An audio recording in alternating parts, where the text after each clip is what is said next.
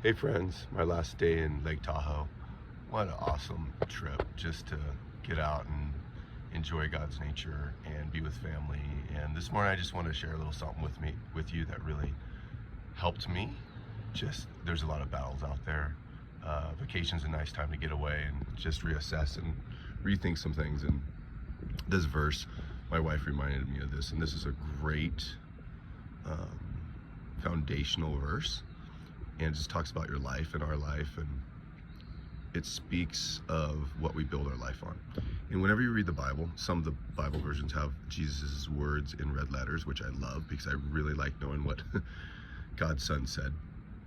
And so this is called part of the Sermon of the Mount, and he spoke a lot. All these, you can see a couple pages. Matthew 6, 7. I believe 5 too, yes, 5, 6, and 7. And so it's really worth reading what he says how to live. And so I'm going to give you the end, kind of like the last chapter, and I'm going to challenge you to read the beginning of it. It says, "Therefore, everyone who hears these words of mine," this is Jesus, "and acts on them, may be compared to a wise man who built his house on a rock.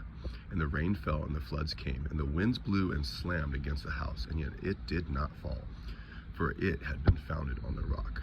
Everyone who hears these words of mine and does not act on them will be like a foolish man who built his house on the sand, and the rain fell, and the floods came, and the wind blew and slammed against the house, and it fell, and it was a great fall." And so you're like, yeah, I want my house, my life built on the rock, on Christ, on Jesus. And so that's what everyone wants. They don't want to get pushed around by the waves and the craziness of the world, what's happening like in LA right now. You don't want to get pushed around by all these ideas and thoughts, or AI, or money, or what your parent, maybe you got problems at home or friends that are being mean. So to be founded on the rock. And so Jesus told us what to do. Things from recognizing what people are, how to judge people and not judge people, how to deal with anxiety. There's something for mental health. Giving to the poor and praying.